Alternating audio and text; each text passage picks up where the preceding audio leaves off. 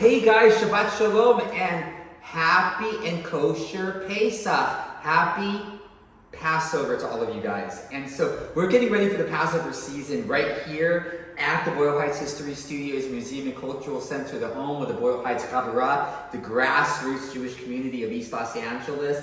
And, we just got, over the last day, a bunch of deliveries of wonderful Passover matzah. And so we have wonderful, matzah, not just regular machine matzah, but I want to thank Evan and Michelle for bringing shmura matzah, traditional round matzah, watched matzah for the holiday. This is our ritual matzah. But we're also making matzah for the rest of the week. And I wanted to do a certain lesson today to teach us a little bit about the elasticity of Jewish tradition and also be able to reclaim a little bit of our past. One of the things that people recall about how we refer to matzah in the Jewish tradition is the bread of suffering. And because it's unleavened bread, we don't let it get that kind of fluffiness to it. And, people kind of, complain about digestive problems going on down there. That's why we have all the prunes for the Jewish holidays. Because we have to get something moving after this dry stuff has pretty much stopped everything up. However, believe it or not, even though most of us, when we think of matzah traditionally as being this, historically, our ancestors understand matzah to look like this. And it acts a little bit different.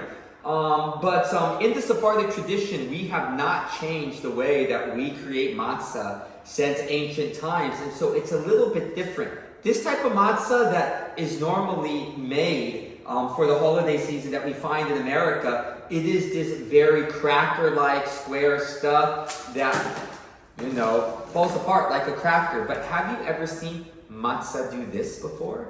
Yeah, bend. Like a pita, like a tortilla. And this is actually the common matzah for the Sephardic Pesach holiday. And believe it or not, what most people don't realize is up until pretty recent history, about 150 years ago, this was the matzah that everyone knew. Whether you were Sephardic or Ashkenazi, matzah was created this way. And it was not this crumbly stuff. So this is the old bread of our tradition. This is a new bread. How does this come about?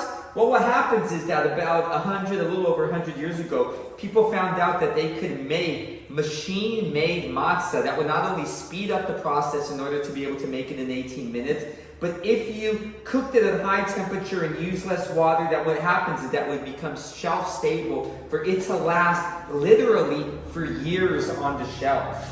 And, so that people could distribute it throughout the world, you didn't need to necessarily have kosher bakers who were experts at making, matzah. You could have something that could stay stable in a box for years. However, those type of innovations really didn't come to the Sephardic, the Levantine, Mediterranean, the Middle Eastern world. And so we continue to make matzah in the traditional way. And, our matzah is still soft. And we would literally make this every day of the holiday. Except on Shabbat, we would make it before Shabbat. But literally every day through the holiday, this would be made fresh, and you would have something that is much more pliable, much more like a pita bread, much more like a laffa bread, much more like a flour tortilla. And so we're going to be learning how to make the old bread, the tradition that all of our ancestors, whether we're Sephardic, whether we were Ashkenazi, up until a little over 100 years ago, this is the way that matzah was made. So we're going to be learning how to do it. Along the way, we're going to be learning to appreciate Sephardic Jewish tradition, Spanish, Levantine, Mediterranean, Middle Eastern Jewish tradition, and we're going to be reclaiming part of the Ashkenazi tradition that has been lost. And believe it or not, if you are an Ashkenazi Jew and you get soft matzah that comes from Sephardic Jews, you are able to absolutely eat it. There is nothing that bars you from eating it. You just need to get it from people who know how to make it in the kosher for Pesach method. So we're going to see if we can do this. Are you ready, my friends? Let's get at this. Okay, so in order to make traditional Sephardic soft matzah, this is all we need. We need, again, 1 pound of, flour, just regular all-purpose flour. And what we're going, 1 pound is generally about 3 cups, 3 1/4 cups, depending on the bread that you're using. And to this, we're going to be adding 1 cup of water. Now, once we add the water to it, we have 18 minutes in order to incorporate all of the water into this and mix it thoroughly, make our 6 matzot, and get them into the oven. But because of the oven that we have to do it in like 2 bakings. If we do it correctly, we should be able to bake each of these loaves in under a minute or 2, but it's going to take a certain amount of time to do this. So once I add this water, we have exactly 18 minutes in order to turn it into matzah. So let me go ahead and add the water, and we will start mixing with our hands. And, normally, matzah is not just something that is eaten only on Pesach. That's why we say it, during the meal. Why on this night do we eat, any type of bread, be it, chametz or matzah. Why do we only eat matzah on this night? And there's a very specific reason why we do this. And the reason is because when, believe it or not, the ancient way of leavening bread was not adding yeast to it. All you needed to do was just add water like this in order to the bread. And if you left it long enough, if it had enough time in order to sit there, then what happens is that over time, it would begin to, along with warm water generally, or as the water inside of it, along with the dough, began to rise in temperature. Given enough time to sit and given enough temperature, any type of dough begins to, ferment according to a sourdough process. There's a corruption that kind of goes in through to it that makes it, that makes it start to grow, that makes it start to have its own type of leavening that automatically starts into it. And so what happens is that the rabbis, they determined that the amount of time that it really takes before that process, begins is 18 minutes. So we have 18 minutes in order to turn all of this into bread and bake it. And by baking it, what happens is that it is going to actually temper the bread, killing all of the different types of bacteria and yeast in it so that it will not rise. But the thing is that, there's a very special lesson in this, that when we're given an opportunity to freedom, we don't wait around. We don't wait to see if the temperature is right. We don't wait, on our laurels in this. No, we have to move now. And so what happens is that this is the bread of people on the move who are not waiting on their laurels in order for them to have the perfect weather and the perfect situation in order for them to be bold enough to grasp their freedom. And so here we have a nice, wonderful ball, but it's going to take a little bit more work. And that's one of the things why Sephardic Jews are still allowed to make soft matzot and why they're generally part of our tradition is because we are considered kind of experts at doing this. Why? Because Sephardic Jews from Spain, from the Mediterranean, going throughout the Arab world, throughout the Persian world, we eat flatbreads a lot. This is very, very common. And so doing this, we know how to mix it thoroughly, and we really have never changed this process by automation, by mechanizing it through machines, having them make it. So we have always been doing it this way, and so therefore we are considered experts at being able to mix this. In the old days, back in Spain and throughout the Middle East, you would have about 3 women sitting in a big batch that were constantly moving this dough in order to, keep it going. And so finally, you're starting to see that our dough here is starting to be formed, and I'm starting to move it in and out, pulling in and out through it, in order to make sure that we have no pockets of unmixed flour within it. Okay. And you notice it's still very dry, and that's okay. And that's okay. So, what we're going to do with this, now at this point, is that we need to divide this dough. And so what we're going to do very, very quickly, as I'm creating this lump here, what we're going to want to do is create, as best as we can, 6 equal portions of this.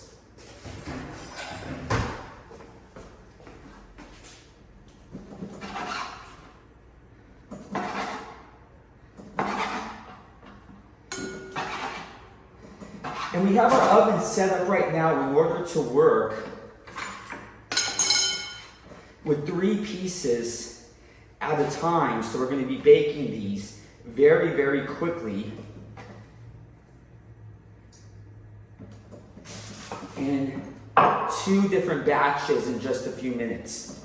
And so after we make sure that everything is completely mixed, there is not any flour that has not been mixed in with the water, that would be really, really horrible, because later on, what could be a horrible thing is that if we do not mix in the flour and it starts to mix in with water, later it's not completely baked and tempered, then it becomes chametz. And so that's the thing about it, is that we want to make sure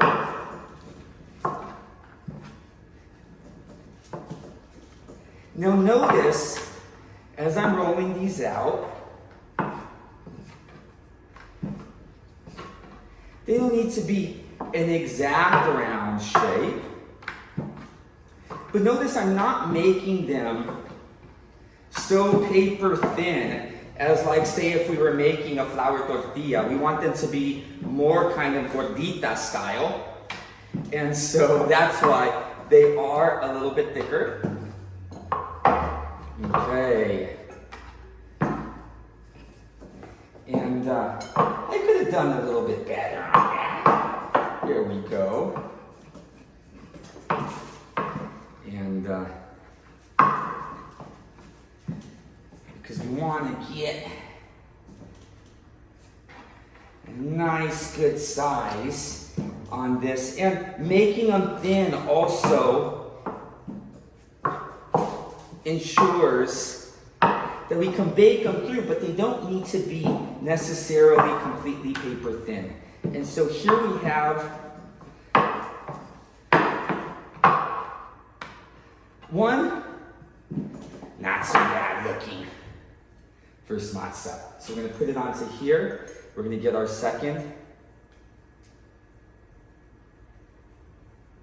And in order to help make the round size, I usually just kind of like form them out. For those of you who make flour tortillas, you probably do this too. And so you just kind of like make a round out.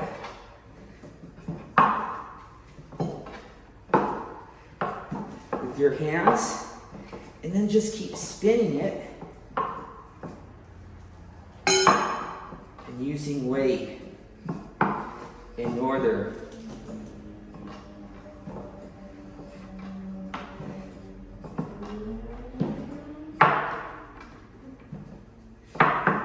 to continue to roll these out.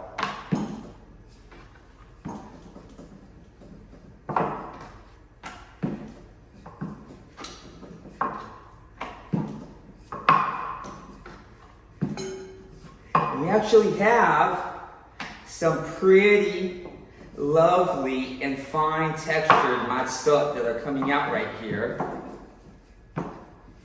And now you notice that in these shapes and everything, and kind of the thickness, it kind of reminds you a little bit more of a pita or a laffa, side. And that's actually very, very, very observant of you, if you've noticed that. And that's why Sephardic Jews, Middle Eastern Jews, are allowed to still make these soft matzahs, because it's actually part of our tradition to be making all of these different type of flatbreads, from pita to laffa to lavash to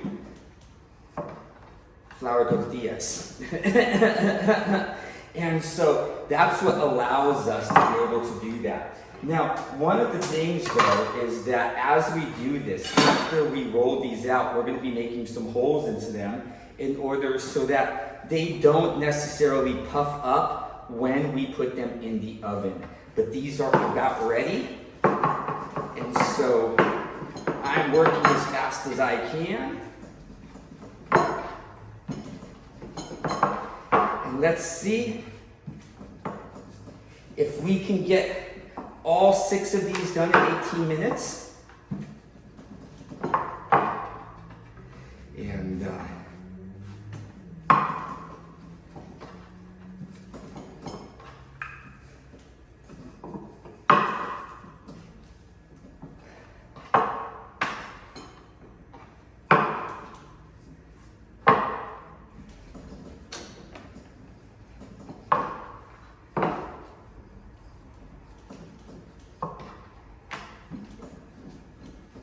okay, there we go. Okay. And, let's go bring it in just a little bit with this. Okay, now with all of these, because we're going to be putting these into the oven, what we need to do very, very quickly is we just need to make holes in them. And it's that simple. Just make a bunch of holes in them with forks. You don't need any special materials.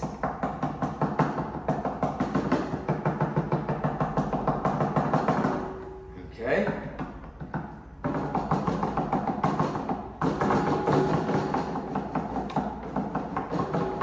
I know.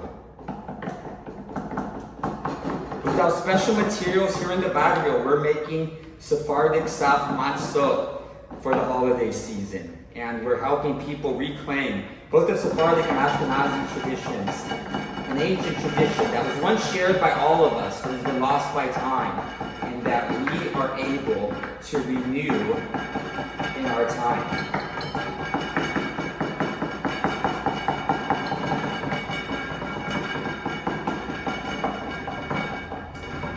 So here we go. So with all of these ready, what we are going to be doing now from here is that we are going to be taking these over to the oven. And in the oven, I have set some pans that are going to be baking them. But I actually have it set up to the top. They've been already made hot. And I have it set to broil so that there is actually heat coming down from the top and from the bottom in order to cook these. And I'll explain how we do that. So let's go ahead and we will get these into the oven because our clock is ticking down and we need to get these done ASAP. Okay, so here we go. We have about 10 minutes on the clock, and we've actually put some of our other matzahs. The first 3, we've already put them in order to bake, and as you see, they're already almost completely done. And so what I'm going to do is because these are almost completely done, I'm going to move them over to the lower one real quick. As you see, what I have is I have 2 pans that are set up here, and so we have. I'm going to move these ones down to the lower one, and then I'm going to move so that they can just finish up on the other side. And then I'm going to add our last 3. And you notice these are coming out as I am starting to get into the groove of it. They're coming out more round. And you will find that you will get in your rhythm and the same thing will happen.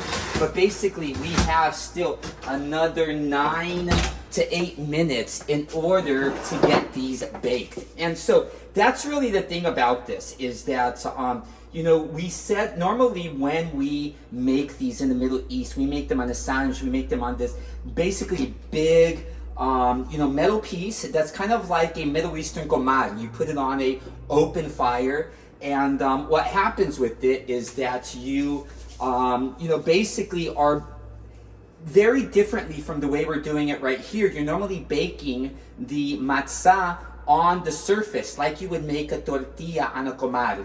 It's using the actual surface of the metal in order to cook it.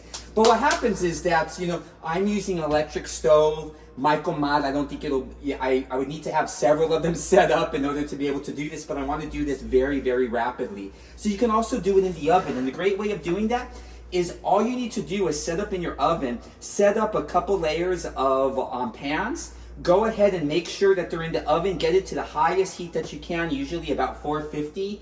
And, after they've been in for about an hour and they've gotten their heat, what you do is that you switch over, especially if you have an electric oven, switch it over to broil high so that you get the heat coming out over the top. That'll help bake them a little bit more. And so what you do is you basically place them in the oven and you let them bake. Under that, you can turn them, you do want to turn them over at some time, but in doing this, by making sure that they are hot ahead of time and that we're having heat coming from both directions, both underneath with the pans and from the top with the broiler, we're able to get them really, really cooked in a way that normally you can only do in a normal Levantine like pizza oven or a tandoor or something like this. We're actually able to accomplish this in the oven without any type of, special, cookware, any type of, special utensils and everything. And so the only thing is that we want to make sure that we bake these entirely through. And we actually made some right before this. This is our first batch of this, and this is our first batch of soft matzah, and how beautiful do they look. And but that's the great thing about this. When is the last time that you've actually seen a matzah do this? Bend. And that's the thing is that in one part of our Seder, we're making a sandwich, a halal sandwich. And one of the things is that you put, some of the chatzeret, and you put some of the bitter herb, and everything. You put it inside, and you make a sandwich. And really, the only way to do it that way is if you are actually able to bend the bread. So this is actually a unique kind of thing that we're actually able to reclaim a whole lot of traditions by basically halal sandwich, which is really a wrap. We're able to actually recreate that. And right now we still have 4 minutes on the clock. We still have 4 minutes in order to entirely bake these through, in order to be the perfect matzot. And they are looking gorgeous. It looks like we are going to make it. We are absolutely going to make it, my friends. And so I am absolutely thrilled about this. But I'm actually going to bring these up to the top just for a second, because I like mine. Believe it or not, even though we're making soft matzah, I like mine a little bit crispy. Yes, I'm that guy. We still have 4 minutes on the clock in order to get these matzah done, just with one person. And so that's why I recommend this recipe. So again, let me reiterate what the recipe is. We're using 1 pound of bread flour, and we're using 1 cup of any type of flour, be it bread flour. I would recommend actually all-purpose flour, because bread flour is better if you let it wait a few minutes in order for it to get the glutens in it. But you can use bread flour or all-purpose flour. They will work perfectly fine. The water, you don't really have to adjust it all too much. But the thing is that it's just water and the bread flour, the wheat flour, be it all-purpose or bread flour. We do not add any salt. We do not add any oil. We do not add anything extra to this in order to be machmir, in order to be very stringent for the holiday. We do this. And once we roll them out and everything, we just need to make sure to get them in the oven in order for them to bake completely through. And that's really important. What we don't want is there to be any part of the flour that has not gotten water and that has not been baked through and been completely tempered, in order to kill off the yeast, in order to kill the fermentation that's in it, to kill that kind of corruption that comes in it. And so that's all we need to do, is make sure that they are baked entirely through. And it looks like we are going to, we still have 2 minutes on the clock. Still have 2 minutes on the clock, and they are already looking about done. I'm going to leave them in just for a few seconds longer to get a little bit more color on them. And because again, I like mine still a little bit crispy on the ends. And here we go. So with 2 minutes on the clock, let's see how our soft matzot look. Look, they're gorgeous. They're absolutely gorgeous. We are going into our last minute and taking them out as it's counting down 50 seconds. Here we go. Complete baked soft matzot in under 18 minutes. And not just matzah bread that actually bends and moves. And so we hope that you are having yourselves a wonderful, happy, and kosher Pesach. And throughout the holiday, if you guys want, I will continue to be doing some introductions to the Passover holiday, and even some workshops on creating soft matzot. Believe it or not, these were created all throughout the week, day by day, throughout the Passover holiday. And so maybe in keeping with this tradition, we will continue to do this.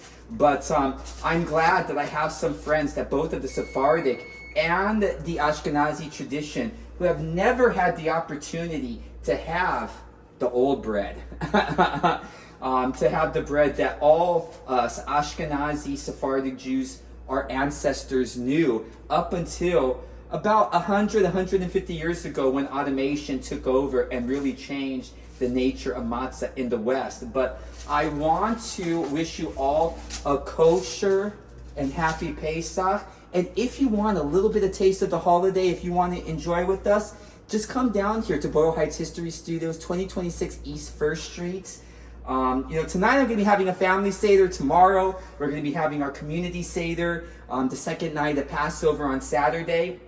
And then for the final day of Passover, we're going to be having our Feast of Mashiach, which is basically the big day where you go wild with all of the matzah. And we generally, in the neighborhood of Boyle Heights, theme that day around social justice, around how we can make a tikkun olam, how we can make a correction in this world. And so we focus on this radical Jewish leftist theme as we look towards a better world, a better future. We celebrate that on the final day, which is called the Feast of Mashiach, in which we look forward to a future time of a utopian world, and we start to take just a little bit of flavors of that, and we go wild with all of the elements of the holiday season as we're exiting from it.